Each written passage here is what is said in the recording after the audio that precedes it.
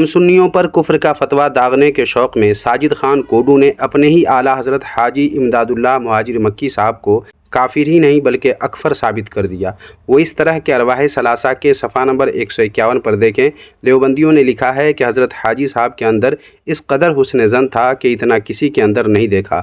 جن لوگوں کو ہم یعنی دیوبندی لوگ کافر سمجھتے تھے، حضرت ان کو صاحب باطن فرماتے۔